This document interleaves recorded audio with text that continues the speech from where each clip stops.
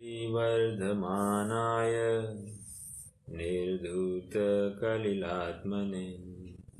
सालोकानां त्रिलोकानां यद्विद्यादर्पणाय ते।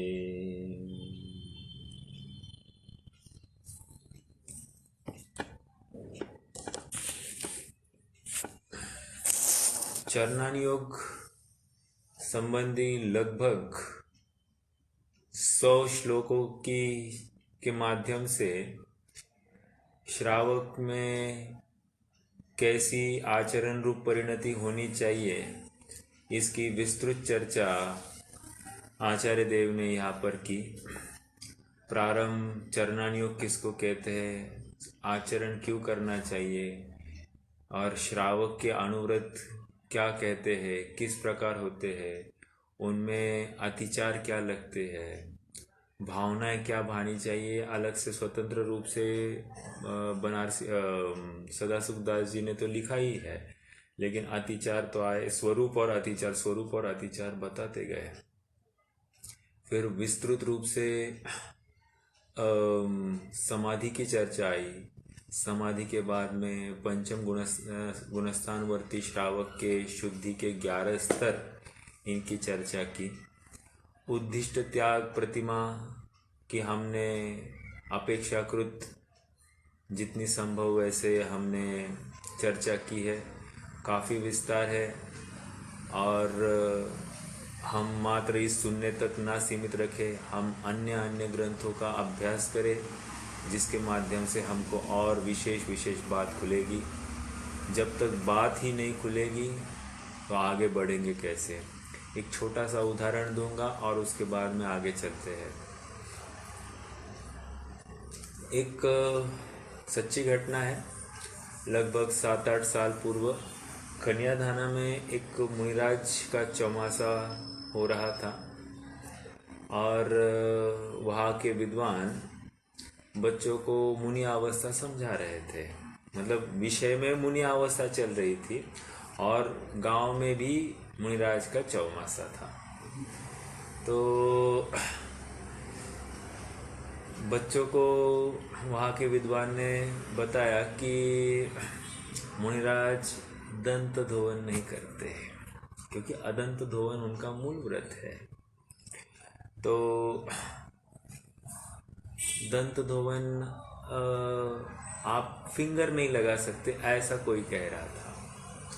लेकिन पंडित विद्वान ने तो वहाँ पर ये बताया कि दातुन का तक इस्तेमाल नहीं हो सकता। अब बच्चों ने जाकर दूसरे विद्वान को बात रख दी कि ऐसा ऐसा हमें सिखाया गया, और ये महाराज सामने ही थे, और महाराज तो ऐसा दांत घिसते हुए दिखाई देते हैं। तो क्या किया जाए, इनको नमस्कार करे या ना करे, क्योंकि वहाँ के मतलब गुरुकुल में संस्था के जो मेन कंट्रोलर थे, उन्होंने महाराज से बच्चों को सबको नमस्कार कराया था। तो इसलिए ये यथार्थ मुनि ने ऐसा बच्चे कहते हुए उनके पास पहुँचे। तो जो श्रेष्ठ विद्वान थे, उन्होंने इस जूनियर विद्वान को कहा, आपने ये क्या पढ़ाया बच्चों को? तो उसने कहा, क्या पढ़ाया? जो है सो पढ़ाया। कहाँ लिखा है? तो उन्होंने मूलाचार की वो गाथा, जहाँ पर स्पष्ट उल्लेख है कि दंत धोवन के नाम पर ये लकड़ी तक का उपयोग या दातुन तक का उपयोग नहीं करेंगे। हाथ तो लगाने की बात ही नहीं है, लेकिन मतलब मान लीजिए कुछ फंस गया दांत में, तो उसको निकालने के लिए क्या करेंगे? कुछ नहीं करना है। तो वो सहज अपनी योग्यता से निकले तो निकले, नहीं निकले तो नहीं निकले, उस संबंधी विकल्प तक होवे तो मुनिपना जाएगा। समझ में आ रहा है क्या? तो ये इतनी उच्च शुद्धि का स्तर है। तो जो श्रेष्ठ विद्वान थे, बड़े विद्वान, उन्होंने मुनिराज को जाकर कहा, या आधार दिखाया मूलाचार का कि भाई ये ऐसा ऐसा है। तो फिर मुनिराज ने इस बड़े विद्वान के माध्यम से एक मैसेज भेजा दूसरे विद्वान को, और क्या क्या करना चाहिए इसकी लिस्ट लिखकर भेज दीजिए। तो वो जो छोटे विद्वान थे उन्होंने कहा, ये हम आपको सिखाए ये अनुमोदनीय नहीं है। आप सबसे पहले कपड़े पहने, निचली भूमिका में आइए, अनेक अनेक शास्त्रों का अभ्यास करें, वो भूमिका किस स्तर की है इसका अच्छे से निर्णय करें और फिर भूमिका में प्रवेश करें। ये हमारी आपकी इस भूमिका में रहकर हम आपको सिखाए या हम आपको बताते बैठे, ये योग्य नहीं है। मैंने इतनी बात इसलिए की क्योंकि हमारे सामने जो कुछ चल रहा है, दिख रहा है, इतनी ही संकुचित बुद्धि हमारी नहीं हो। हम आगम चक्षु साहू, साधु पुरुष के तो चक्षु आगम के अनुसार ही होते हैं। आगम में जिस प्रकार निरूपण किया है वस्तु स्वरूप का, वैसे ही वे श्रद्धते हैं। वे मात्र जो कुछ दिखाई देता है सब लोग ढोक दे रहे, इसलिए मैं भी ढोक दूं, इस जाति का वहां पर कोई बात नहीं चलती है, क्योंकि हमारा मोक्ष मार्ग इसमें आड़ा है। हम सब जागरूक हुए और निश्चित करें कि किस प्रकार बात आगे बढ़नी है। हर बात में देखिए, घर का भी एखादी घर की चीज भी लानी है तो उसमें कितना निर्णय करते हैं, ये फंसाने वाला है, ये अच्छी बात है, ये कम ज्यादा, कितना हम उसमें विकल्प रखते हैं। और जहाँ पर हमारे अनंत भव दाव पर लगने वाले हैं, उसमें हम कितने शिथिल रहेंगे। तो हम बिल्कुल जागरूक हो जाए और अपना कल्याण किस प्रकार होगा इसका विचार करें। अब समापन के श्लोक है, श्लोक नंबर 148। श्रेष्ठ ज्ञाता का स्वरूप बताते हैं। श्रेष्ठ ज्ञाता मतलब जो ये शास्त्र लिखने पर जो उत्कृष्ट फल की प्राप्ति होती है वो किस तरह की होती है उसकी बात लिख रहे हैं। वैसे सम्यक दर्शन के फल तो उन्होंने बताए हैं, लेकिन अब क्यूमुलेटिवली सम्यक दर्शन, सम्यक ज्ञान, सम्यक चारित्र, इन तीनों रूप जो रत्नत्रय से युक्त जीव है उसको किस प्रकार का फल मिलता है, कैसे भोगता है, अब ये आने वाले छंदों में बताएंगे पंडित आचार्य देव। देखते हैं, श्लोक नंबर 148 पर हूं मैं। रत्नकण श्रावकाचार्य सदासुखदास जी वाली कॉपी 474 पेज नंबर है। पाप मराती कैसे है, पाप मराती धर्मो बंधुर्जीवस्य चेति निश्चिन्वन् समयं यदि जानीते श्रेयो ज्ञाता ध्रुवं भवति। क्या है इसका धुन कैसे? गृहतो मुनिवन में पाप मराती धर्मो बंधुर्जीवस्य चेति निश्चिन्वन् समयं यदि जानीते श्रेयो ज्ञाता ध्रुवं भवति। आ गई धुन थोड़ी सी क्योंकि क्या है, ये अगले तीनों छंदों की धुन अलग अलग है। आइए फिर से देखते हैं। पाप मराती धर्मो बंधुर्जीवस्य चेति निश्चिन्वन् समयं यदि जानीते श्रेयो ज्ञाता ध्रुवं भवति। क्या कह रहे हैं देखिए, पापम ओके अराती धर्मो बंधु जीवस्य च इति निश्चिन्वन् समयं यदि जानीते श्रेयो ज्ञाता ध्रुवं भवति।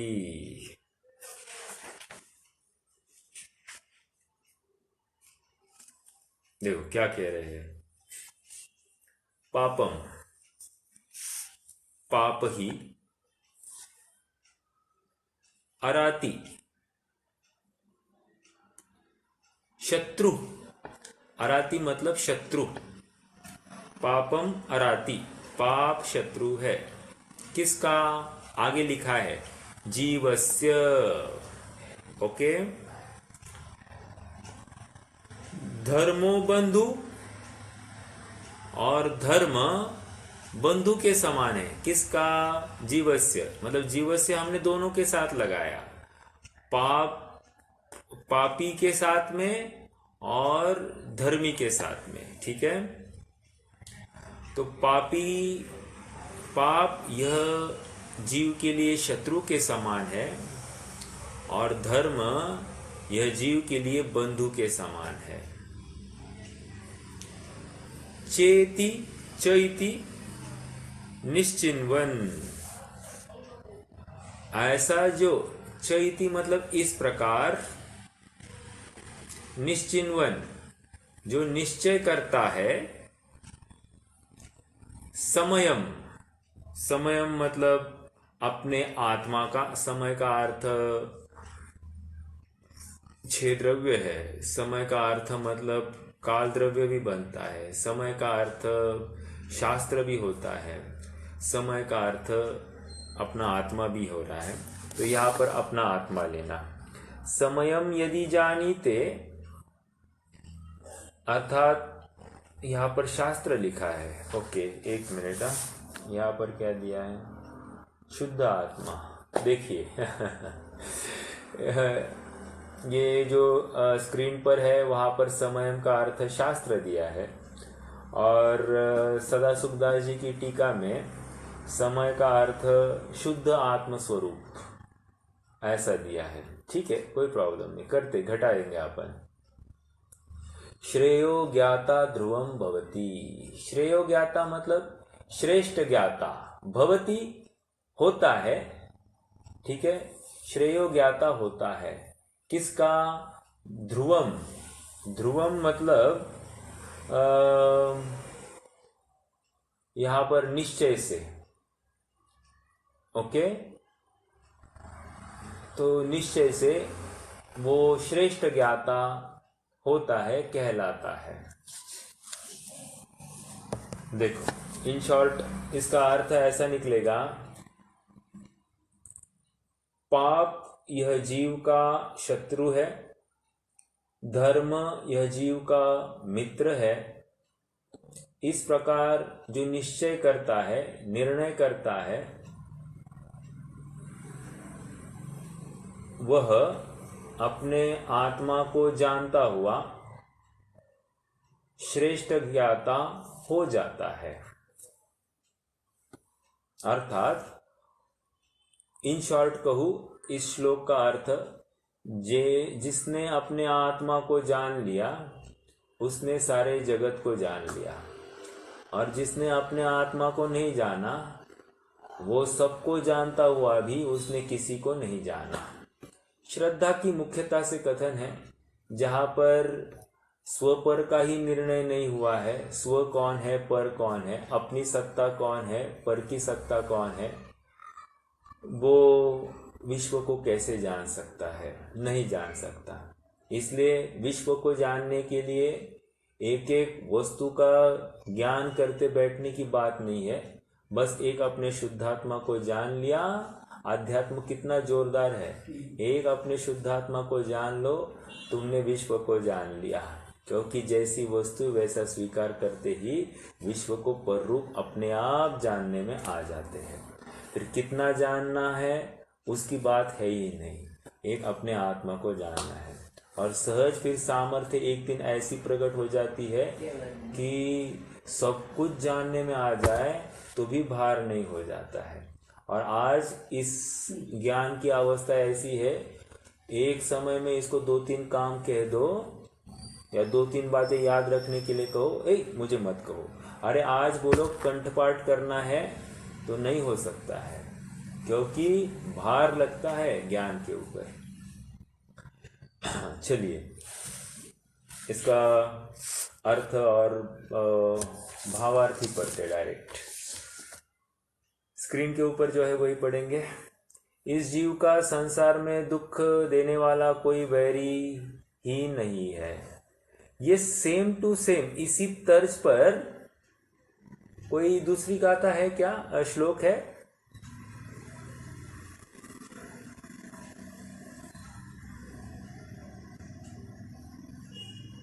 रत्नकंठ श्रावक इष्टोपदेश में है भैया।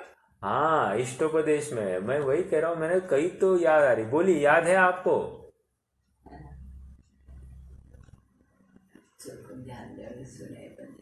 न सम्यक तो समम किंचित त्रैकाले त्रिजगत्यपि श्रेयो श्रेयश्च मिथ्यात्व समम नान्यतनुभृताम। यही है। अरे ये तो रत्नकंठ श्रावकाचार्य की है, बराबर। न सम्यक तो समम किंचित त्रैकाले त्रिजगत्यपि श्रेयो श्रेयश्च मिथ्या। सम्यक तो के समान श्रेयस्कर कुछ नहीं है, और अश्रेयस्कर इससे विपरीत जो कुछ है वो सब उसके समान कोई अश्रेयस्कर नहीं है।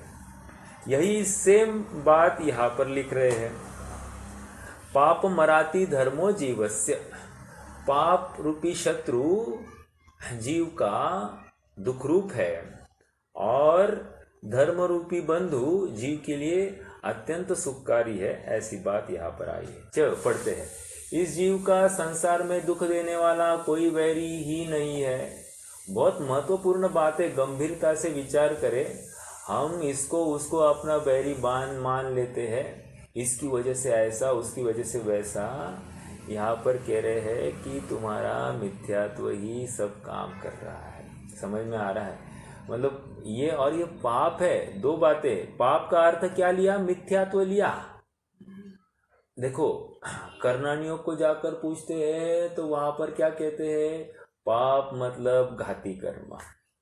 अब आध्यात्म के पास आते हैं, आध्यात्म में पूछते हैं पाप मतलब क्या, तो आध्यात्म कहता है पाप मतलब यहाँ पर मिथ्यात्व, राजा। ठीक है, तो मिथ्यात्व के साथ में जो कुछ है, बाकी सब कषाय भी उसके साथ पाप हो जाती है। ठीक है, तो पाप इस जीव का वैरी है। धर्म व कहा गया, इस जीव का संसार में दुख देने वाला कोई वैरी ही नहीं है। एक अपने विषय कषाय के मिथ्या विपरीत अनुराग से उत्पन्न किया पाप कर्म वही वैरी है। अन्य तो बाह्य निमित्त मात्र है। अन्य जो दुर्वचन बोलने वाले, दोषों को कहने वाले, धन आजीविका स्थान को जबरदस्ती से छीनने वाले, ताड़न मारण बंधन छेदन करने वाले, वे मेरे उत्पन्न किए पाप कर्म के उदय से संबंधित है। कितनी बड़ी बातें हैं। देखिए ना, आज अंजना सती को उसके सास ससुर ने घर के बाहर निकाल दिया है, और वो किस मुख से कहे कि कह तो रही है कि मेरे पेट में जो बच्चा है वो इस कुल का ही वंश है, मैंने कोई कुशील सेवन नहीं किया है। ऐसा कहते हुए भी प्रमाण ही नहीं दे पा रही है, तो कैसे कौन स्वीकार करे।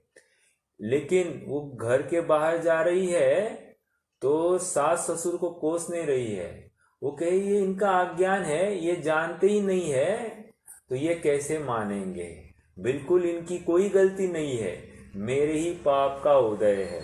वो तो ऐसे कह रही है। गई माता पिता के घर, माता पिता कह रहे तुझे जब सास ससुर ने निकाल दिया है, वे तुझे गलत कार्य किए बिना नहीं ये करेंगे, तो उन्होंने त्याग किया तो हम कैसे स्वीकार करेंगे। हम तुम्हें कोई पोषण नहीं करेंगे। उन्होंने भी आश्रय नहीं दिया, तो डायरेक्ट जंगल का रास्ता पकड़ा है। अब विचार कीजिए, हम कहते हैं गर्भ संस्कार आदि। अब ऐसी अवस्था में कितनी मानसिकता कितनी ढल जाती है जीव की, डिप्रेशन में आ जाता है, और उस गर्भस्थ जीव पर भी कैसे परिणाम हो सकते हैं। ऐसा होते हुए भी हमें ये विचार करना होगा, जब इन्होंने परिणाम कितने उत्कृष्ट रखे होंगे जब जाकर तद्भव मोक्षगामी जीव उनके कोख से जन्म में आया। ये समझ में आ रहा है क्या?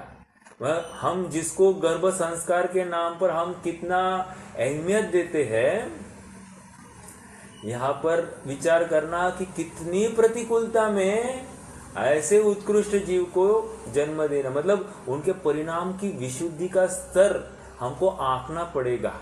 यहाँ तो समझाया जाता है अच्छा सोचो, अच्छा विचार करो, पॉजिटिव वेव्स, पॉजिटिव पॉजिटिव वहां भी इतने नेगेटिविटी है। और इसमें भी ऐसी ये किसकी ताकत है? ये ताकत जिन वचनों की है, तत्व निर्णय की है। तत्व निर्णय के बिना ये संभव नहीं है। और जो जीव तत्व निर्णय करता है उसको जगत का कोई भी पदार्थ दुखी करने में समर्थ नहीं है। सीता को 8वीं में छोड़ आए हैं, वो भी गर्भवती है, और ऐसा होते हुए भी वो कह रही है इसमें मेरे पति राम का कोई दोष नहीं है, ये मेरा कर्म का उदय है, इसलिए उनका कोई दोष नहीं है। उनको मात्र इतना कहना कि लोग के कहने पर मेरे ऊपर लांछन लगा है, लेकिन लोग के कहने पर धर्म को नहीं छोड़ना। अर्थात वो उनके लिए कितनी ऊंची भावना भारी, आप धर्म मार्ग में बने रहना, कितनी उत्कृष्ट भावना। मतलब हमको विचार करना चाहिए ऐसी परिणति अपनी कब होगी। मान लो हमारे ऊपर ऐसी प्रतिकूलता आ जाए, हमारी परिणति इतनी विशुद्ध होती है या नहीं होती है? हम फटाफट उपाय चाहते हैं, ये हट जाए, ये हट जाए, ये ऐसा, वो ऐसा।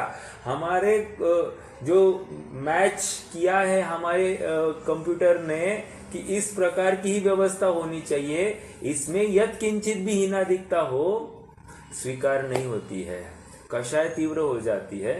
यहाँ पर वही कह रहे हैं कि अन्य, और ये क्या है देखो, पाप के उदय है, पाप के उदय में बिलख रहा है, दुखी हो रहा है, और साथ साथ नवीन बंध बांध रहा है तीव्र कषाय से युक्त होकर। मतलब वर्तमान में दुख और भविष्य में महादुख, ऐसा डबल इसको सहयोग होने वाला है।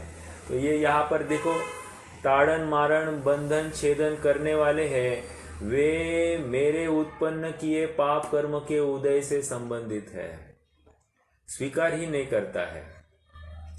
जो अपने पाप कर्म के सिवाय अन्य पुरुष को वैरी मानता है वह मिथ्या ज्ञानी है उसने जिनेंद्र के आगम को जाना ही नहीं है। देखो इसमें थोड़ी सी बात समझना, मानना और कहने में फर्क है, बट फिर भी कितने देर तक पकड़ के रखना ये भी बहुत जरूरी होती है। जो जितने देर तक कषाय पकड़ के रखता है वो तत्व निर्णय में बहुत शिथिल है, और जो फटाफट निर्णय करके छोड़ देता है, भले ही वो गलत प्रवृत्ति करता हो लेकिन वो तत्व निर्णय में बहुत चंट है, वो जिनवानी उसको प्रत्येक समय में याद रहती है, तभी तो जाकर तत्व निर्णय कर सकता है। देखो जब महापुरुषों को भी आकुलता के प्रसंग बने तो इसका मतलब ये नहीं कि वे रोए धोए नहीं, रोए तो, लेकिन फटाफट जागृत हो गए। ओके, मतलब एक समय में दुख का अनुभव हुआ, लेकिन अगले समय में जिन वचन साथ में थे उन वचनों के अनुसार तत्व निर्णय करते हुए आगे बढ़े। और यदि हम भी इसी प्रकार तत्व निर्णय करें तो हमारे जीवन में जो डिप्रेशन है, दुख के अवसर है, वो अत्यंत अल्प होते हुए दिखाई देते हैं। आज ही मैं किसी से बात कर रहा था, वे कह रहे थे कि उनकी एक क्लासमेट है और क्लासमेट डॉक्टर है, ऐसा है, और योग ऐसे बना कि उन्होंने, उसकी क्लासमेट ने लव मैरिज किया था, और अभी प्रसंग ये हुआ है कि डिवोर्स हो गया है। और डिवोर्स होने के बाद में उसको कुछ भी मिला नहीं है उसके पति से, ऐसा कुछ बात हो गई है। और वो महिला स्वयं को इतनी इनसिक्योर फील कर रही है, कह रही मेरे पास ना व्यापार की व्यवस्था है, मतलब ये लोग मेरे पास बहुत विकृत दृष्टि से देख रहे हैं और एकदम बेचैन है, भयभीत है और सर्व प्रकार से वो एकदम दुखी है, उपेक्षित है।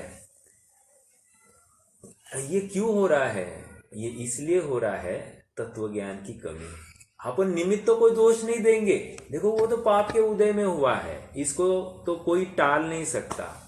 हाँ, अब जो उदय है उस उदय में हम अपनी सोच कैसी रखें, ये तो हमारे हाथ की बात है। इसलिए हर प्रसंग में हम सुखी हो सकते हैं बशर्ते हमारी सुखी होने की इच्छा और तैयारी हो।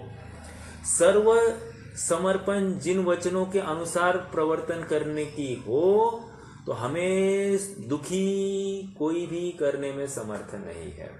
ये इतनी बात मैं इसलिए कह रहा हूं, ये तो एक उदाहरण दिया। ऐसे आप फाइल उठाओ, हर एक घर घर में छापा मारो और देखो कहाँ कहाँ क्या है। हर जगह पर आपको कोई ना कोई दुखी दिखाई देगा और दुख के कारण बहुत छोटे भी हो सकते, बड़े भी हो सकते, मैं विरोध नहीं करता हूँ, लेकिन उसके लिए उसका दुख पहाड़ के समान है। ठीक है, आइए थोड़ा सा आगे बढ़ते हैं।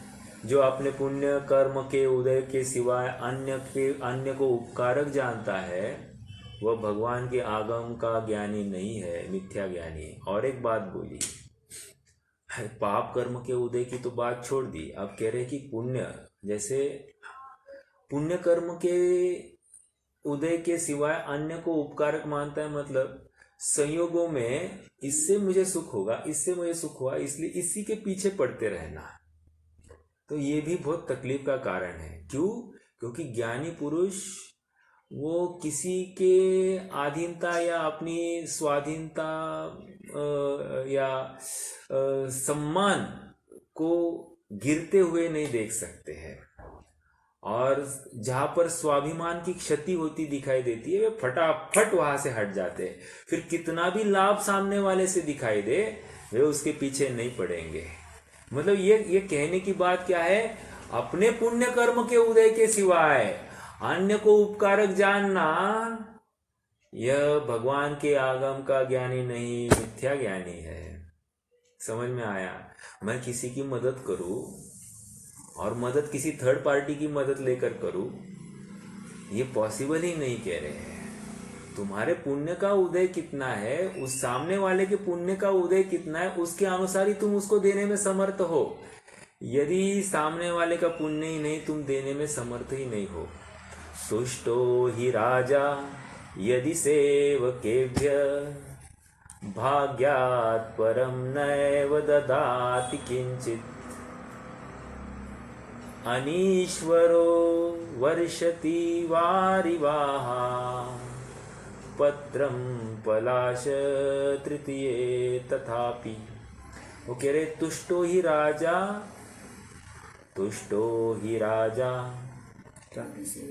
यदि सेवकेभ्य, कोई राजा किसी सेवक के ऊपर बहुत संतुष्ट है और वो चाहता है कि मैं इसको जो चाहे वो दे दूं, जो चाहे वो दे दूं। कह रहे ऐसा होते हुए भी वो देने में समर्थ नहीं है? राजा है वो तो, देखो उदाहरण भी दिया तो राजा का दिया है। राजा और गरीब भिखारी इन द सेंस एकदम परिस्थिति का मारा हुआ।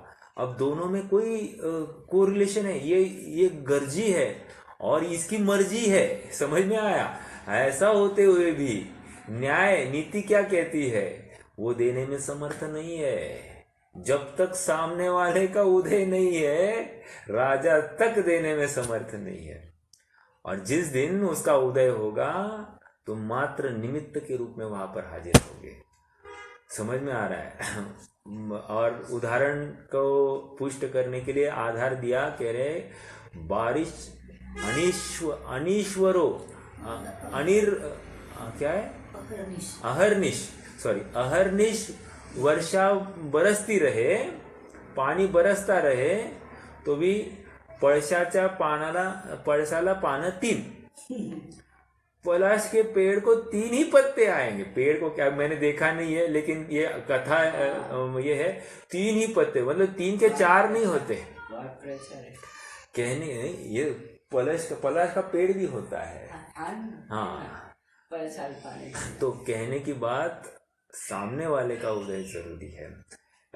ये क्यों कह रहा हूं, क्योंकि उदय के सिवाय अन्य को उपकारक जानना, इस बिंदु, इस पंक्ति के ऊपर मैं विषय को खोल रहा हूं। ठीक है, आइए थोड़ा सा और आगे बढ़ेंगे। अब शावकाचार्य के उपदेश को समाप्त करते हुए श्री समन्वदर स्वामी फल प्रतिपादन करने वाला श्लोक कहते हैं। ये आया, ये पहले एक बार पढ़ लेते हैं अपन। पाप मराती धर्मो बंद, क्या रे, फिर से भूल गया मैं।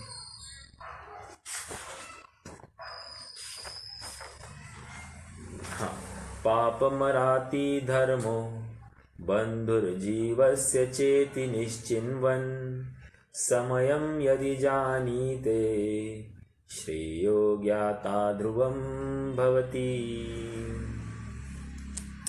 आइए अब थोड़ा सा अगला छंद देखते हैं। ये इंद्र वज्रा छंद है। इंद्र वज्रा छंद, या इसी को उपजाति भी कहते हैं।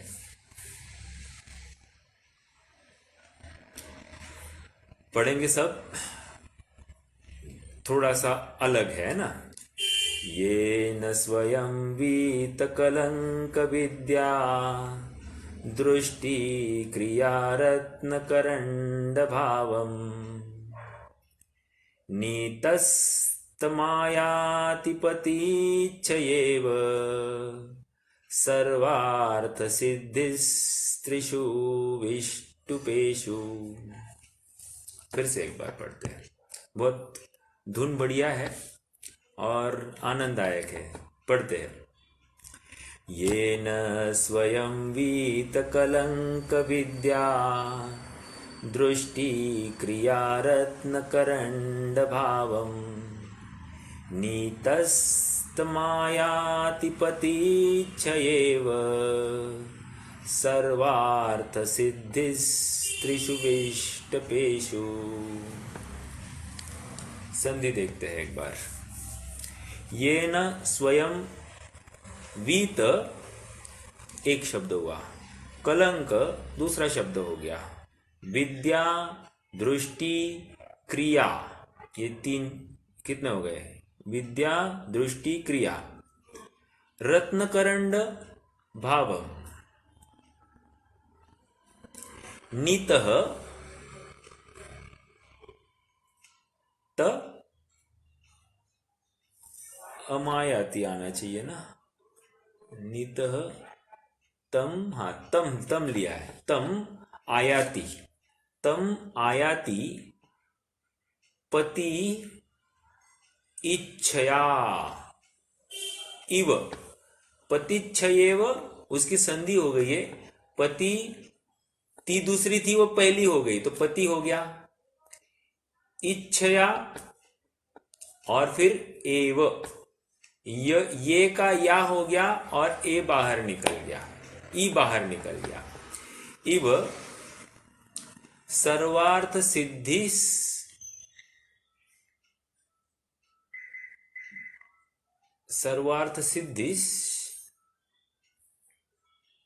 विष्टपेषु त्रिषु विष्टपेषु। आइए अर्थ देखते। ये न मतलब जिस भव्य ने स्वयं वीत कलंका, अर्थात जो भव्य स्वयं अपने आत्मा का आश्रय लेकर वीत कलंका, वीतराग जैसा शब्द है ना, वैसे यहां पर वीत कलंका कितना बढ़िया शब्द है ना, वीत कलंका। और कलंक किसको कह रहे हैं? अपन लोग में कहते हैं कि सप्तव्यसनी हो को तो कलंकी है ना। यहां पर वीत कलंक का अर्थ कलंक से रहित। और कौन सा कलंक? वह थे मिथ्या ज्ञान रूपी कलंक, मिथ्या दर्शन रूपी कलंक और मिथ्या चारित्र रूपी कलंक। विद्या दृष्टि क्रिया, तो वित्त कलंक ज्ञान दर्शन और चारित्र से युक्त हुआ है। रत्न करंड भावम, रत्न का करंड है ये, 3 बता रहे और बोल रहे रत्न का करंड है। तो इसमें क्या समझना, अरे 3 सम्यक रूप परिणमित हो गए, अनंत सम्यक रूप परिणमित हो गए हैं, वो तो करंड भर भर के बह रहा है अब। ओके, रत्न करंड। देखो अब ग्रंथ का नाम रत्न करंड, तो उसकी पुष्टि कर रहे हैं यहाँ पर। मैं रत्न करंड नाम क्यों दे रहा हूँ, क्योंकि आयरा गहरा का रत्न नहीं है ये। रत्न इस जीव को शाश्वत सुख में स्थापित करने वाला है। वे पहले के आए हैं। देशयामी समीचीनम धर्मम कर्म निवर्हनम संसार दुखतः सत्वान यो धरती उत्तमे सुखे। वो निश्चित रूप से मैं ऐसे धर्म की बात करूंगा जो इस जीव को उत्तम सुख में स्थापित करेगी। और वो धर्म कैसा है? सदृष्टि ज्ञान वृत्तानि धर्मम धर्मेश्वरा विदु यदि प्रत्यनीकानि भवंती भव पद्धति। अर्थात सम्यक दर्शन ज्ञान चारित्र की एकता पूर्वक जो स्थिरता, जो परिणति स्थिर हो गई है, वही धर्म है। और इससे विपरीत जो मिथ्या दर्शन, मिथ्या ज्ञान और मिथ्या चारित्र से युक्त परिणति है, जो यहाँ वहां ताकती है, बाहर से सुख की कल्पना करती है, विषय भोगों की वांछा करती है, वो संसार है। तो यहाँ पर भी इसलिए वो धर्म ही रत्नों का पिटारा है, रत्न का करंड है। ओके, नितः बनाया है। तम उसको आयाति का अर्थ प्राप्त होता है। पतिच्छयेव सर्वार्थ सिद्धिस त्रिषु विष्टपेषु। पतिश्चयेव अर्थात पति इच्छया इव, स्वयंवरण की इच्छा से। ये स्वयंवर की बात है, तो कह रहे हैं कि जैसे कोई महिला अपने इच्छित वर को प्राप्त करती है। स्वयंवर में क्या होता था कि एक कंडीशन लगाई जाती थी। जैसे राम को वहां पर कोई धनुष्य था, उस धनुष्य को वो नाड़ा चढ़ाना था, तो वो जो चढ़ाएगा सो उसको सीता वरेगी। तो इसी प्रकार यहाँ पर भी बात है, कह रहे कि जिस प्रकार इच्छित वर की प्राप्ति होती है, तो इच्छित वर की प्राप्ति होने से क्या होता है? चारों पुरुषार्थ की सिद्धि हो जाती है। धर्म, अर्थ, काम, मोक्ष, ये चारों पुरुषार्थ की सिद्धि हो जाती है। विष्टपेशु, विष्टपेशु मतलब यहाँ पर लोकों की बात कर रहे हैं। और पहले शब्द आया त्रिशु। त्रिशु मतलब 3 लोकों में वह चारों पुरुषार्थ को प्राप्त करने वाली ऐसी रिद्धि को प्राप्त हो जाती है। ठीक है, एक बार छंद फिर से पढ़ते हैं और फिर उसका भावार्थ देखते हैं। ये न स्वयं वीत कलंक विद्या दृष्टि क्रिया रत्न करंड भावम नीतस्तमायातिपतिच्छयेव सर्वार्थ सिद्धिस्त्रिषु विष्टपेषु। विष्टपेषु मतलब लोक में, और त्रिषु मतलब तीनों लोक में। ओके, भावार्थ पढ़ते हैं।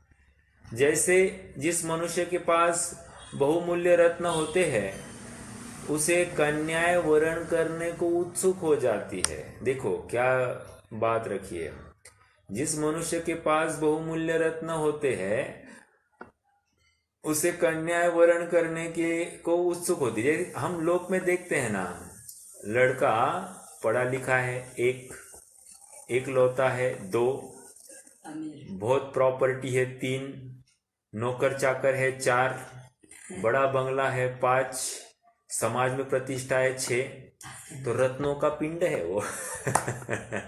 तो ऐसे लड़के को वरण करने के लिए अनेक लड़कियां इच्छुक हो सकती है। ठीक है, तो जैसे जिस मनुष्य के पास बहुमूल्य रत्न होते हैं उसे कन्या वरण करने को उत्सुक हो जाती है। उसी प्रकार जिस भव्य ने अपने आत्मा को निर्दोष सम्यक दर्शन, सम्यक ज्ञान और सम्यक चारित्र रूपी रत्नों की प्राप्ति कराई है,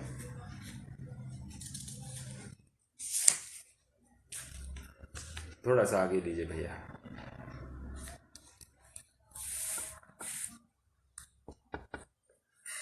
रत्नों का पिटारा बनाया है, 3 लोक में उसे ही सर्वोत्तम पति बनाने की इच्छा से धर्म, अर्थ, काम और मोक्ष की सिद्धि रूप कामिनी अनायास प्राप्त हो जाती है।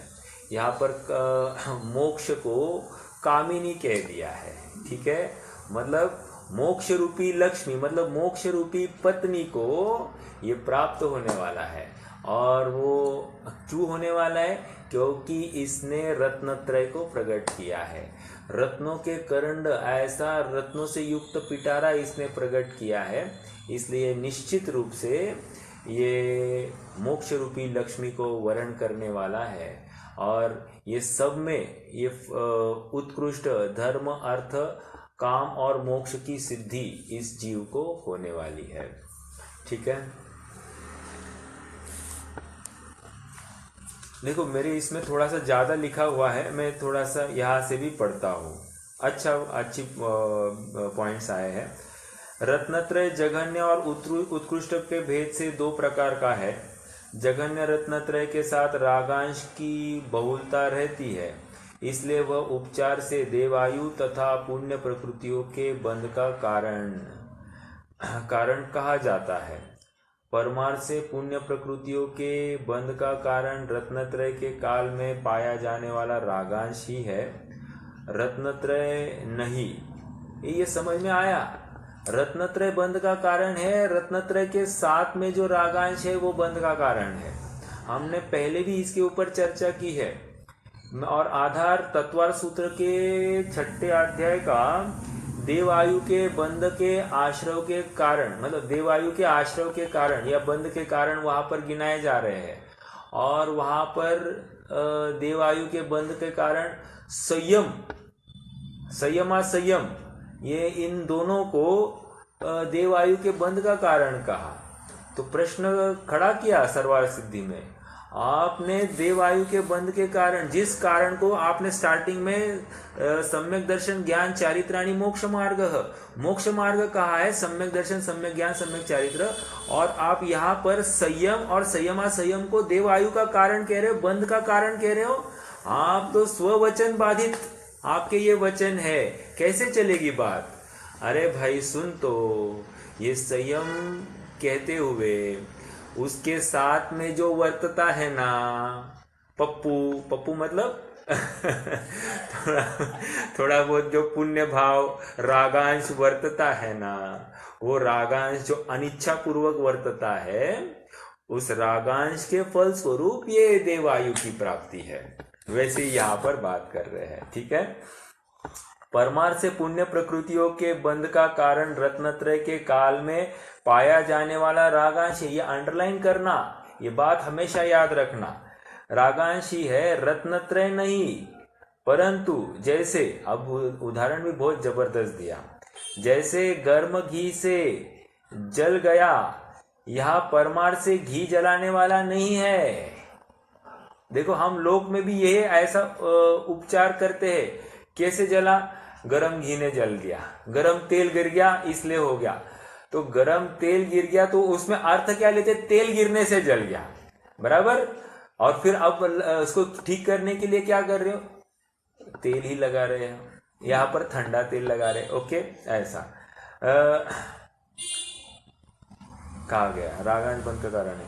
इस तरह जगन्य अवस्था में रत्नत्रय धर्म अर्थ का नहीं, ऊपर है ना, हाँ, घी के साथ मिली हुई अग्नि जलाने वाली है। उसी प्रकार रत्नत्रय बंध का कारण नहीं है, परंतु रत्नत्रय के काल में पाया जाने वाला रागांश बंध का कारण है। इस तरह जगन्य अवस्था में रत्नत्रय धर्म अर्थ और काम का साधक है और उत्कृष्ट अवस्था में मोक्ष का साधक है। इन्होंने भेद करके दिखाया। कह रहे रत्नत्रय से वो धर्म करत संसार सुख, धर्म करत ही मोक्ष। आई बात, फिर से धर्म करते करते संसार सुख। अरे वाह, दोनों हाथ में लड्डू है। तो धर्म करते करते संसार सुख कहने का अर्थ इतना ही है कि सर्वोत्कृष्ट पदार्थ रत्नत्रय से युक्त जीव को मिलते हैं, और इसलिए धर्म अर्थ काम मोक्ष मतलब रुपया पैसा मिलता है, काम के पूर्ति के अनेक साधन मिलते हैं। काम का पूर्ति मतलब पंचेंद्रिय के विषय भोगों की व्यवस्था भरपूर होती है। ऐसा होते हुए भी ये उनमें रचता पचता नहीं, ये दूसरी बात है, लेकिन मिलते तो है। तो इन सब के साधक अवस्था में ये पाए जाते, और भविष्य में मोक्ष की भी प्राप्ति इसी रत्नत्रय से होती है। ग्रंथ के प्रारंभ में समनभद्र स्वामी ने सम्यक दर्शन ज्ञान और सम्यक चारित्र को धर्म कहा था। उसी धर्म का फल यहाँ बतलाया गया है। यहाँ श्लेष रत्नकरण्य ग्रंथ का नाम सूचित किया गया है। दो बातें हैं, मतलब रत्न सम्यक दर्शन सम्यक ज्ञान सम्यक चारित्र को रत्नकरण्य कह रहे, और किसी अर्थ से ये ग्रंथ को पढ़ने से आपका जो बाह्य रुचि है वो हट जाएगी और आपको साक्षात रत्नत्रय की या रत्नकरण्य की प्राप्ति हो जाएगी। दो अर्थ है। या फिर ये शास्त्र भी आपको प्राप्त हुआ है, ये निश्चित रूप से आपको सुख प्रदान करेगा, ऐसा ये कह रहे हैं। तो समझना, सुख प्रदान करेगा मतलब हम उसके मतितार्थ को ग्रहण करेंगे, अपने जीवन में अप्लाई करेंगे, उसके अनुसार अपना जीवन अपनी परिणति बन जाएगी, तो अपने आप हमको भी रत्नकरण्य प्राप्त हुआ ऐसा कहा जाएगा। ओके, अब अगला 150वां छंद एकदम बढ़िया है, लास्ट एंड द बेस्ट। ठीक है, आइए पढ़ते हैं। ये मालिनी छंद है। पहला कौन सा था?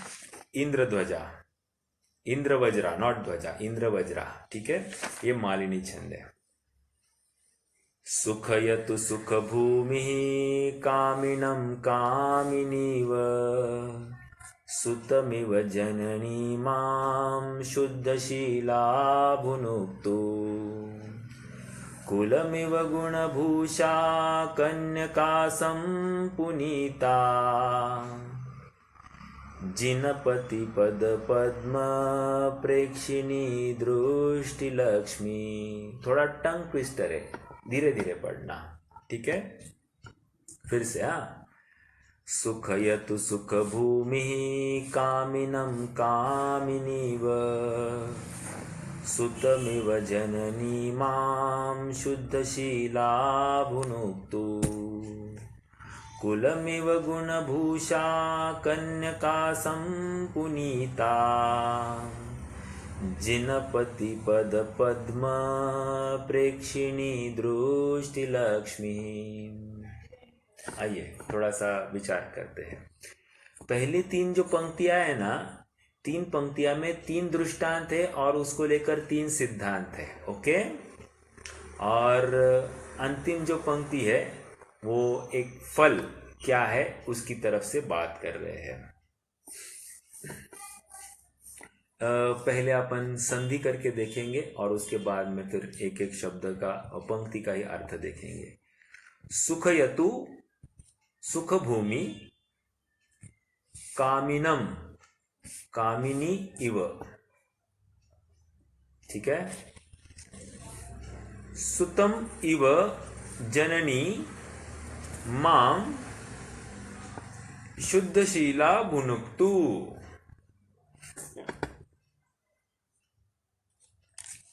कुलम इव गुणभूषा। इव इव जब आता है ना तो समझना ये दृष्टांत दे रहे हैं, के जैसा। इव मतलब के जैसा। कुलम इव गुणभूषा कन्यका संपुनीता।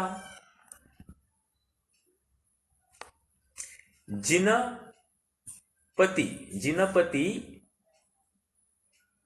पद पद्म प्रेक्षिणी दृष्टि लक्ष्मी। प्रेक्षक, प्रेक्षिणी। प्रेक्षक मतलब देखता है। प्रेक्षक क्या करता है? देखता है। तो यहां पर प्रेक्षिणी कह रहे हैं। प्रेक्षिणी द्वारा प्रेक्षण मतलब दरवाजे पर आकर देखना, प्रेक्षण। तो यहां पर प्रेक्षिणी क्या देखता है? दृष्टि लक्ष्मी। दृष्टि लक्ष्मी मतलब सम्यक दर्शन, सम्यक ज्ञान रूपी लक्ष्मी। ठीक है। और वो कैसे हो सकती है? कह रहे हैं कि जिनपति पद पद्म मतलब जिनेंद्र भगवान के चरण कमलों का दर्शन करने से इस जीव को दृष्टि लक्ष्मी की प्राप्ति हो जाती है। और कैसी है वो दृष्टि लक्ष्मी? सुख भूमि, सुख की भूमि है। ओके, ये लास्ट लाइन की चर्चा की अपन ने। आइए, तो मैंने शब्द के अर्थ ही नहीं किए, अपन पहले शब्द के अर्थ करते हैं। सुखयतु, सुखयतु मतलब ये सुखी करती है। सुख भूमि, सुख रूपी भूमि है। कौन? ये दृष्टि लक्ष्मी मतलब मोक्ष रूपी लक्ष्मी, ये या रत्नत्रय रूपी लक्ष्मी, ये सुखी करती है, सुख की भूमि है। किसके समान? तो कहते हैं कामिनीव। कामिनी मतलब कामी स्त्री। ओके, किसके लिए? कामिनम, कामी पुरुष के लिए। उदाहरण तो देखो आचार्य का, कह रहे हैं जिस प्रकार कोई कामी पुरुष कामी स्त्री को प्राप्त करके सुख को प्राप्त होता है उसी प्रकार कोई सम्यक दृष्टि जीव मोक्ष रूपी या दृष्टि लक्ष्मी को देखकर सुख रूपी, वो सुख रूपी भूमि होने से सुख को प्राप्त करता है। उदाहरण और सिद्धांत कैसे घटित किया है ना? ये हमको परिचित है ना, क्योंकि हम भोगों में रचे पचे हैं। हमको ये भोग ही बार बार याद आते हैं।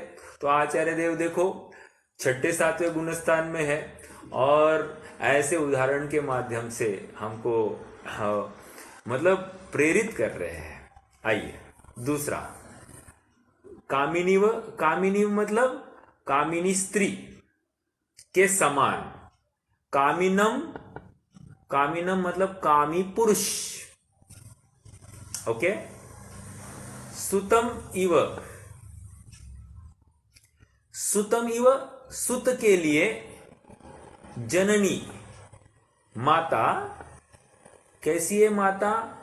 शुद्ध शीला, एकदम शुद्ध सात्विक है वो माता, और शीलवती माता है। वो क्या करते? भुनुक्तु। भुनुक्तु मतलब, एक मिनट, भुनुक्तु का अर्थ क्या है? रक्षित करती है। जो शीलवती माता होती है वो अपने सुत की रक्षा करती है। ठीक है। तो यहां पर शीलवती माता का अर्थ ऐसा लेना, जब रत्नत्रय प्रकट हो जाता है तो सहज ही इसके जीवन में शील व्रत प्रकट हो जाते हैं। हमने देखा है 12 व्रतों में 5 तो अणुव्रत है और 7 शील व्रत है। ये शील व्रत क्या है? 3 शील व्रत, 3 गुण व्रत और 4 शिक्षा व्रत, ये सब क्या करते हैं? ये रक्षा करते हैं। ठीक है, किसकी? रत्नत्रय रूपी जननी की, अर्थात जिसको उत्पन्न किया ऐसे रत्नत्रय के ये पुत्र की रक्षा करने वाले कौन है? ये शील व्रत तो है। समझ में आया? ये रक्षा करने वाले हैं और इसको बराबर सुख में स्थापित किए रखने वाले, ऊपर सुख में तो स्थापित करने वाले हैं ये। ओके, ये दूसरा उदाहरण, मतलब दूसरा दृष्टांत समझ में आया। पहला दृष्टांत, वहां पर कामिनी स्त्री जिस प्रकार कामी पुरुष के लिए सुख का कारण होती है, वैसे ये रत्नत्रय सुखार्थी के लिए सुख का कारण होती है, सुख की भूमि है। ओके, अब दूसरा उदाहरण कह रहे, जिस प्रकार एक शीलव्रती माता अपने पुत्र की रक्षा करती है, भुनुक्तु रक्षा करती है, उसी प्रकार ये रत्नत्रय की रक्षा, रत्नत्रय रूपी पुत्र की रक्षा ये शील व्रत करते हैं। ओके, दूसरा दृष्टांत और उसका सिद्धांत घटित किया। अब तीसरा, कुलम इव गुणभूषा, कुलम इव, कुलम मतलब अपने कुल को, जिस प्रकार गुणभूषा, गुणभूषा मतलब ये कह रहे कि, एक मिनट, गुणभूषा मतलब अलंकृत करती है, उसको 4 चांद लगाती है। कौन? कन्यका। कन्यका मतलब कुंवारी लड़की, अर्थात अभी तक शादी हुई नहीं है। जिस प्रकार कुंवारी लड़की अपने कुल को 4 चांद लगाती है, बहुत ही उसको अलंकृत करती है। कैसे अलंकृत करती है? संपुनीता। संपुनीता मतलब वो पवित्र करती है। किस प्रकार? कोई अच्छा कार्य करके, उसी प्रकार कह रहे ये रत्नत्रय,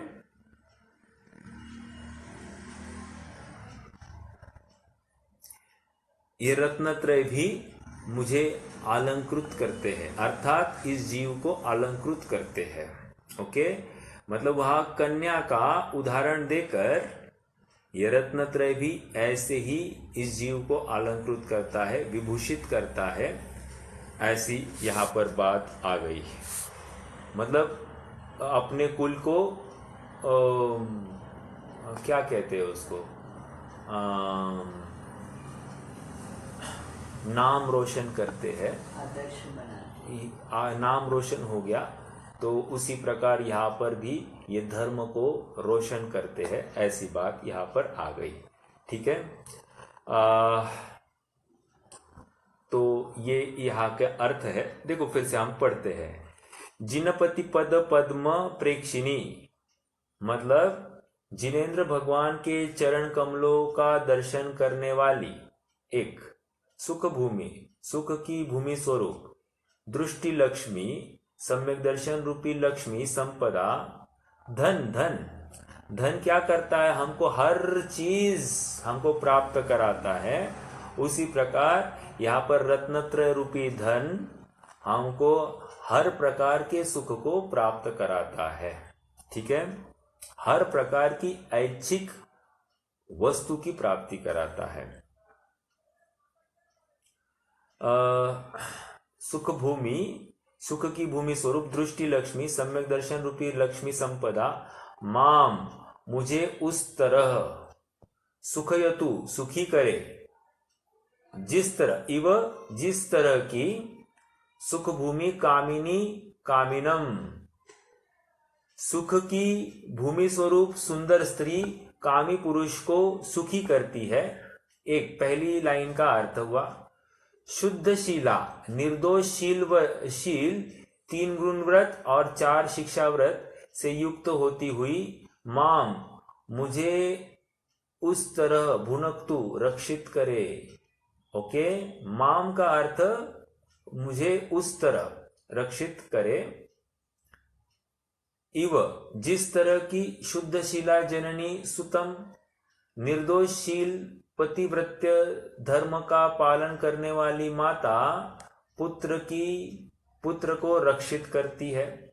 और लास्ट में क्या है, गुणभूषा मूल गुण रूपी अलंकार से युक्त होती हुई माम मुझे उस तरह संपुनीता पवित्र करे जिस तरह की गुणों से सुशोभित कन्या कुल को पवित्र करती है, उसी प्रकार यह रत्नत्रय मुझे मेरे कुल को अर्थात मोक्ष कुल के मार्ग को वो भी पवित्र करे, मुझे सुख को प्रदान करे। ठीक है। टीकार्थ भी पढ़ने जैसा है, उतनी ही बात है, देखते फिर भी चले। जिनपति पद पद्म प्रेक्षिणी, इस शब्द से जो पद शब्द है उसके दो अर्थ है, सुबंतिंग रूप पद शब्द समूह और दूसरा चरण। दोनों पक्षों में अर्थ इस प्रकार है, तीर्थंकर भगवान के शब्द समूह रूप कमलों का श्रद्धान करने वाली अथवा तीर्थंकर भगवान के चरण कमलों का अवलोकन करने वाली, उनके प्रति अटूट श्रद्धा रखने वाली सम्यक दर्शन रूपी लक्ष्मी मुझे सुखी करे, मेरी रक्षा करे और मुझे अच्छी तरह पवित्र करे। इन कार्यों के लिए पृथक पृथक 3 दृष्टांत है। जिस प्रकार सुख की भूमि विषय सुख की भूमि कामी को सुखी करती है, उसी प्रकार सुख की भूमि आत्मोत्थ सुख की भूमि सम्यक दर्शन रूप लक्ष्मी मुझे सुखी करे। जिस प्रकार शुद्धशीला निर्दोष सदाचार को पालन करने वाली माता अपने पुत्र की रक्षा करती है, उसी प्रकार शुद्धशीला निरतिचार गुणव्रत और शीलव्रत से युक्त सम्यक दर्शन रूपी लक्ष्मी मेरी रक्षा करे। और ये बात वही है। जिस प्रकार गुणभूषा शील सौंदर्य आदि गुणों से विभूषित कन्या अपने कुल को सम्यक प्रकार से पवित्र करती है, उसी प्रकार गुणभूषा मूल गुण अथवा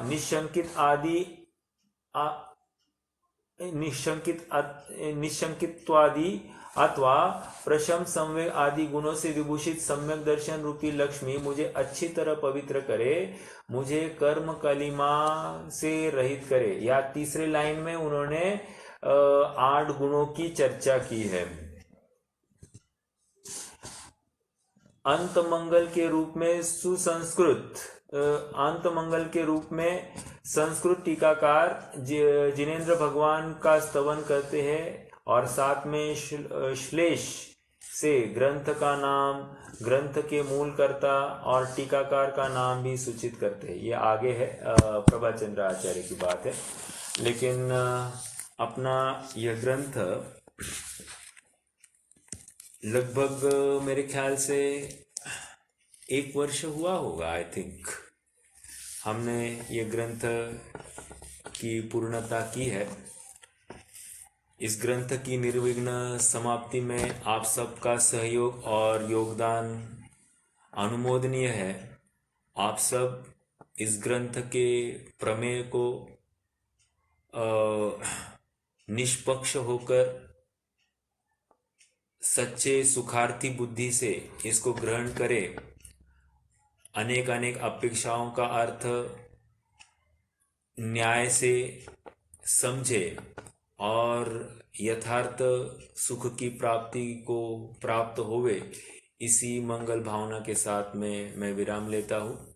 यदि इस ग्रंथ के पठन में, पाठन में, शब्द उच्चारण में हमसे कोई चूक भूल हुई हो, हम मंद बुद्धि है, मैं आप सबके साक्षी से और भगवान से भी हम या ग्रंथकार से हम क्षमा चाहते हैं। हम इसका अर्थ बोलने में इतने चतुर नहीं है, लेकिन लघु प्रयास हमने किया है। हम और आप इसका यथार्थ शब्द उच्चारण आदि करके इसका अर्थ का भाव भाषण करें, यही एक मंगल भाव मैं फिर से रखता हूँ। और फिर से एक बार अपना जो कोई गलती हुई होगी इसमें वो सब सुधार कर समझे, अपना अपना मोक्ष पथ को आप प्रासुक कर कर आगे बढ़े, क्योंकि अपना हित अपनी विचार से है।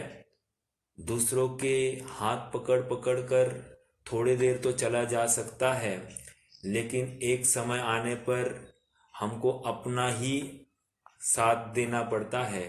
तो आप निश्चिंत रूप से इस शास्त्र के आधार से आप आगे बढ़े और शाश्वत सुख को प्राप्त हो, यही मंगल भावना। ओम नमः।